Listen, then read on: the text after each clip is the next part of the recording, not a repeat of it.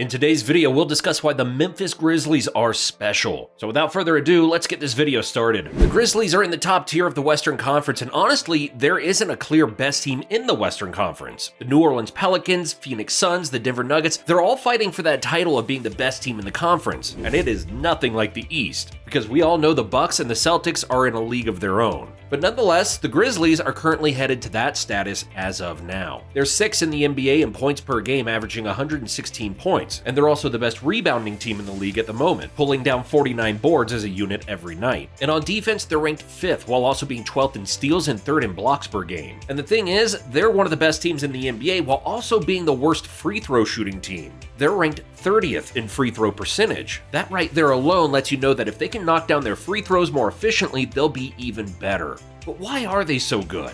To answer that question, we're going to break down every key player on the roster to discuss their contributions, starting with Ja Morant. Ja Morant is averaging 26 points, 6 rebounds, and 7.7 assists while shooting 45% from the field and 34% from 3 on 5 attempts per game. He continues to be one of the most elite finishers in the game. He's ranked 2nd in the NBA in drives per game, and he's number 1 in driving field goal percentage, finding 45% of his drives. Just to add on to how incredible of a finisher he has been, he's ranked 5th in shots within 5 feet, with only LeBron, Anthony Davis, Giannis, and Zion Williamson in front of him. And he's only 6'3" and about 175 pounds, and still finishing at the same percentage as those freaks of nature. And how he gets those buckets are incredible as well. As we all know, Morant is one of the most explosive guards in the NBA. For one, he can drive and posterize you whether you're 5'11" or 6'11", or he can hang in the air when he's contested and make amazing acrobatic finishes with ease. Or he'll just use his elite quickness to blow past you and glide to the rim in a split second. So besides LeBron and Giannis, he might just be the most difficult player to guard when attacking the rim. And it's not because of his size or strength. It's his unpredictability and IQ that confuses and freezes defenders. He's just a really, really good basketball player. And when it comes to shots within 10 to 14 feet, he's ranked 8th, which sort of goes hand in hand with his ability to get into the lane pretty easily. In that range is where he uses floaters and maybe an occasionally short turnaround jumper. And just like every other elite guard in the league, he has a really good floater, and it improves year after year. As for shooting the ball, he's shooting 34% on 1.5 attempts per game on catch and shoot threes. And honestly, while it isn't many attempts, it's still pretty solid. And on pull-up shooting threes, he's 2nd on his team, shooting 33% on 3.3 attempts per game. So overall, he's a decent shooter right now. But as a playmaker, he's a little more than decent in that department. He's 8th in the NBA in assists and 10th in potential assists. So he's been playing at an incredible level recently, and that's definitely one of the reasons the Grizzlies are 14th in assists overall. Most of his assists aren't really even that flashy or a result of amazing court vision like Tyrese Halliburton, Luka, LeBron, or Jokic. He just has really good chemistry and feel with his teammates, and he's willing to turn down a scoring opportunity for himself to make an extra pass. And sometimes that's all it takes to be a good facilitator. And we're not saying he doesn't throw flashy assists or doesn't have good court vision, because he certainly does, but most of them come from making a simple pass. However, on the defensive end, that's where he struggles the most. He isn't strong enough to defend anyone outside of his position, and out on the perimeter, he's a little inconsistent. Sometimes he looks like a decent defender when he's fully engaged, and then other times he's maybe even the worst defender on the floor. But he's decent in the passing lanes for sure, and he isn't horrible, so that's good. But this next player we're about to discuss is far from a decent defender, and definitely has the case of being the best defender at his position, Jaren Jackson Jr.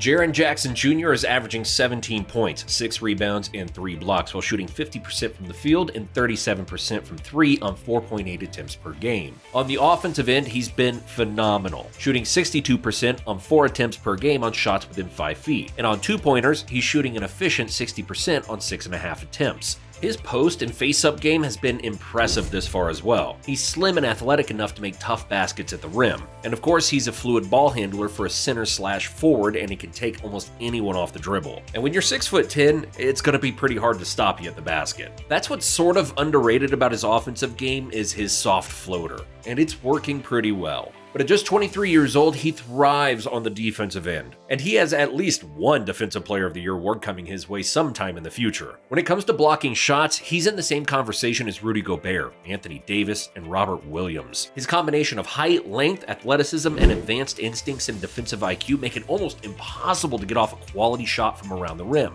Honestly, he's the most athletic shot blocker in the NBA right now. He blocks shots that look impossible to block, but he almost always manages to reach it. And his ability to get up off the ground is elite as well. He can guard any forward and any center in the NBA, making him extremely versatile. He can move his feet well on the perimeter while also having the strength and build to bang with big men down low. Just truly a luxury to have on both ends of the court. The new impact player on the roster is Dillon Brooks, who's averaging 18 points, 3 rebounds, and 3 assists while shooting 40% from the field and 37% from 3 on 7 attempts per game. Brooks has been one of the best two-way players in the NBA, and he's shooting 39.5% on 4 attempts per game on catch-and-shoot threes, so he's been an absolutely solid shooting threat thus far. And he's someone who can get 20 points in a heartbeat due to his ability to get hot. And that's really his main role on offense, and he's fulfilling it perfectly. On defense, he's elite as well, and has been for a while now. He's the type of defender you can put on superstars like Kevin Durant, Stephen Curry, LeBron, and Luka Doncic, and he will absolutely make it difficult for him all night long. He's just that good of a defender. He's one of the more aggressive defenders in the league, and with him weighing 225 pounds, he is definitely felt, especially if you're a smaller guard or forward.